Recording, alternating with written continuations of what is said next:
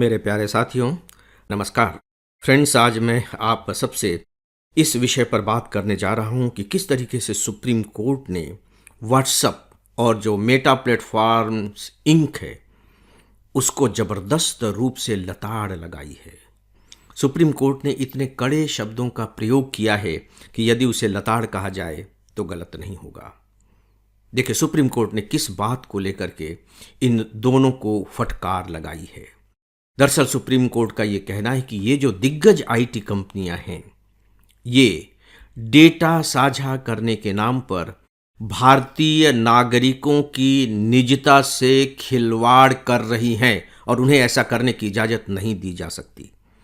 मैं रिपीट कर रहा हूं, प्राइवेसी से खिलवाड़ कर रही हैं, हमारी निजता से खिलवाड़ कर रही हैं। और आपको मालूम है कि जो निजता है वो किसी भी देश के नागरिक का कितना बड़ा मौलिक अधिकार होता है। हमारा अनुच्छेद 21 इसी से जुड़ा हुआ है। और ये जो आईटी कंपनियां हैं, ये दरअसल करती क्या है? ये करती ये हैं कि हम जब उनके मेंबर बनते हैं तो वे हमारी कुछ जानकारियां मांगती हैं, हम उन्हें अपनी जानकारियां दे देते हैं। फिर हमारे पास उनके मैसेजेज आने शुरू हो जाते हैं, उनके जो भी प्रोग्राम्स होते हैं वो आने शुरू हो जाते हैं।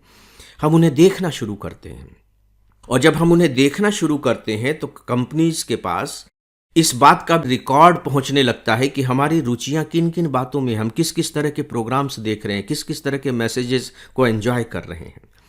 एंजॉय कर रहे हैं मैं इसलिए कह रहा हूं क्योंकि जब आप किसी भी प्रोग्राम को, चाहे वो यूट्यूब का हो या व्हाट्सएप का हो या फेसबुक का हो, टच करते हैं तो टच करने के बाद आप उसे देखते हैं, सुनते हैं, तो कितनी देर आप रुकते हैं, वो सारी बातें रिकॉर्ड होती रहती हैं। तो जिसे आप ज़्यादा देर तक देखते हैं, सीधी सी बात है, वो आपकी रुचि का विषय है। ये सारे जो डेटा हैं ये इन प्लेटफॉर्म्स के पास होते हैं, हमारा सारा डेटा होता है। फिर ये करते क्या हैं? इस डेटा को वे दूसरों के हाथों बेच देते हैं। किनके हाथों? जो हमारे डेटा का इस्तेमाल करेंगे, विज्ञापन के लिए इस्तेमाल करेंगे। जैसे अगर हम व्हाट्सएप की बात करें तो व्हाट्सएप की जो पूरी कमाई है वो विज्ञापन से ही होती है। और हम जो इसके यूजर्स हैं, सच पूछिए तो इनके प्रोडक्ट हैं। वैसे तो हम कह सकते हैं कि हम इनके कस्टमर हैं, हम इनके यूजर्स हैं, लेकिन इनफैक्ट इन्होंने हमें प्रोडक्ट बना दिया है।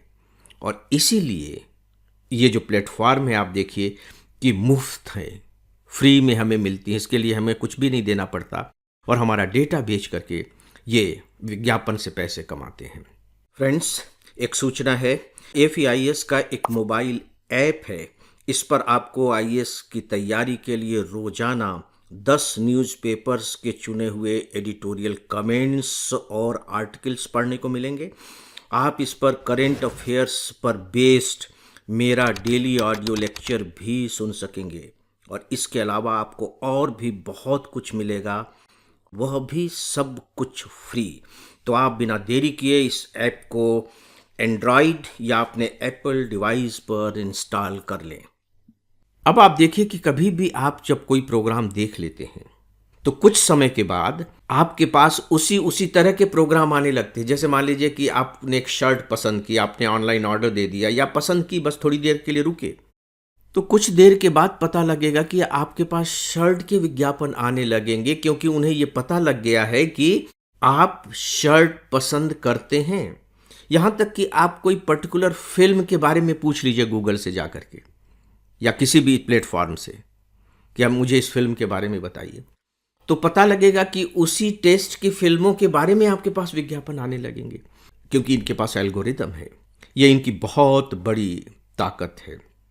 और इस पर सुप्रीम कोर्ट का कहना है कि जैसे व्हाट्सएप के बारे में, कि व्हाट्सएप की प्राइवेट पॉलिसी से बाहर निकलने का यूजर्स को कोई स्पष्ट और व्यावहारिक विकल्प नहीं दिया गया है और वे एक प्रकार से निजी जानकारी की चोरी का सभ्य तरीका अपनाते हैं।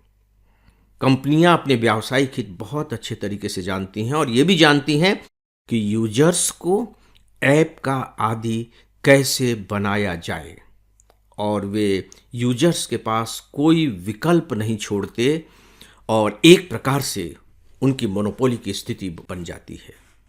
सुप्रीम कोर्ट ने क्या कहा है मालूम है? कि यह एक प्रकार से संविधानवाद का मजाक है और यदि आप हमारे संविधान का पालन नहीं कर सकते तो भारत छोड़ दीजिए। हम अपने नागरिकों की प्राइवेसी से समझौता नहीं होने देंगे। ये सुप्रीम कोर्ट का कहना है कि जो प्राइवेट पॉलिसी है वो इतनी चालाकी से बनाई गई है, आम आदमी उसे समझ ही नहीं सकता। आप बताइए, आप इन सब के मेंबर्स बने होंगे और भी जो दूसरे ऐप हैं उनके आप मेंबर बने हैं, उन सब के प्राइवेट पॉलिसी को आपने एग्री किया है, लेकिन क्या आपने उसे पढ़ा है? क्या ध्यान से पढ़ा है? बिल्कुल नहीं। जबकि हम पढ़े लिखे हैं तो कल्पना करके देखिए, जो बात सुप्रीम कोर्ट ने कही कि तमिलनाडु की किसी गांव में रहने वाला व्यक्ति जो केवल अपनी भाषा समझता है, इन शर्तों को कैसे समझेगा? और साफ साफ सुप्रीम कोर्ट ने कहा कि जो व्हाट्सएप है उसका जो घोषित उद्देश्य है वो क्या है? केवल मैसेजिंग सेवा देना है, न कि यूजर्स का डेटा जुटाकर उसको बेचना। और ये जो दोनों प्लेटफॉर्म हैं वो यही कर रहे हैं। दोस्तों, तो आइए अब हम थोड़ी सी पृष्ठभूमि पर जाते हैं कि दरअसल ये मामला क्या है। थोड़ा सा समझ लीजिए, एग्जामिनेशन की दृष्टि से इम्पॉर्टेंट नहीं है, लेकिन फिर भी थोड़ी सी जानकारी तो होनी चाहिए। ये जो मामला है ये व्हाट्सएप की 2021 की प्राइवेसी पॉलिसी से जुड़ा हुआ है। भारतीय प्रतिस्पर्धा आयोग ने, इसके बारे में आप जानते होंगे, नहीं जानते हैं तो आपको जानना चाहिए, नवंबर 2024 में मेटा पर 213 करोड़ 14 लाख रुपए का जुर्माना लगाया था और उस पर 5 साल के लिए डेटा साझा करने की रोक लगा दी थी। बाद में फिर नवंबर 2025 में राष्ट्रीय कंपनी विधि अपीलीय न्यायाधिकरण ने, यानी कि व्हाट्सएप यहाँ गई, तो ये जो कंपनी विधि अपीलीय न्यायाधिकरण है उसने किया ये कि जुर्माने को तो जारी रखा कि जुर्माना तो ठीक लगाया गया है, लेकिन डेटा शेयरिंग पर आंशिक रोक हटा दी। तो व्हाट्सएप कंपनी को यह भी स्वीकार नहीं हुआ, उसको लगा कि जुर्माना भी हम क्यों दें, तो जुर्माने को लेकर के वो सुप्रीम कोर्ट गई और उसने चुनौती दी। बस सीधी सी बात है कि सुप्रीम कोर्ट ने उसी संदर्भ में ये टिप्पणियां की हैं और मैं आपको बताना चाहूँगा कि अभी ये मामला सुनवाई में है। ऐसा नहीं है कि सुप्रीम कोर्ट ने डिसीजन दे दिया है।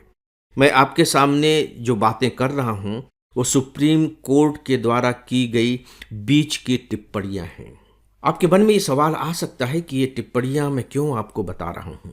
दोस्तों, इसलिए कि ये टॉपिक अपने आप में बहुत इंपॉर्टेंट टॉपिक है एग्जामिनेशन की दृष्टि से, और यह अपने आप में बहुत ही इंपॉर्टेंट और हॉट टॉपिक है डिस्कशन की दृष्टि से, और यहाँ तक कि किसी राष्ट्र की संप्रभुता की दृष्टि से।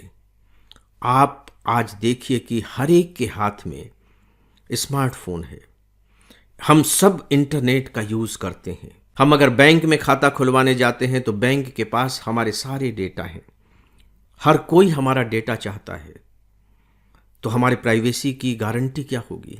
इसीलिए आप देखिए कि लगातार डेटा को सिक्योर करना है, डेटा को सिक्योर करना है, इसकी बातें की जाती हैं।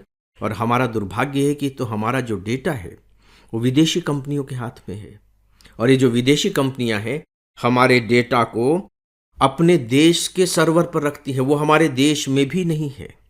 इसीलिए देखिए लगातार इस बात की मांग की जा रही है कि डेटा प्राइवेसी को लेकर के जल्दी से जल्दी कड़े कानून बनाए जाएं, और बहुत से देशों ने इस तरह के कड़े कानून बना दिए हैं।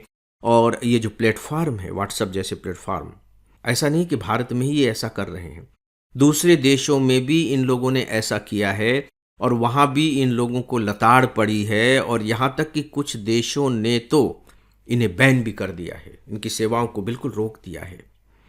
इसका हल क्या हो सकता है? चाइना ने इसका एक हल निकाला है, उन्होंने अपने प्लेटफॉर्म डेवलप करने शुरू कर दिए हैं। दोस्तों, हमारे यहाँ टेक्निकल माइंड की कमी नहीं है, मतलब अमेरिका की जो टेक कंपनियां हैं, सच पूछिए तो हिंदुस्तान के भरोसे चल रही हैं। तो सवाल ये उठता है कि हम अपने ही ऐप क्यों नहीं तैयार कर पाते, अपने ही प्लेटफॉर्म क्यों नहीं तैयार करते, ताकि हमारे डेटा पर हमारे अपने ही लोगों का नियंत्रण हो और हमारी जो निजता है वो सुरक्षित रह सके। और केवल निजता ही सुरक्षित नहीं रह सके, बल्कि सच पूछे तो जो राष्ट्रीय संप्रभुता है जो राष्ट्रीय सुरक्षा है वह भी इंटैक्ट रह सके। दोस्तों, अंत में फिर से ये बात दोहराना चाहूँगा कि यह टॉपिक अपने आप में बहुत इम्पॉर्टेंट है, प्री की दृष्टि से भी, मेंस की दृष्टि से भी, इसीलिए इस टॉपिक को आप लगातार अपडेट करते रहें। फ्रेंड्स, इस विषय पर बस इतना ही, और इसी के साथ ही आज के इस डेली ऑडियो लेक्चर को अब यहीं समाप्त करता हूँ। नमस्कार।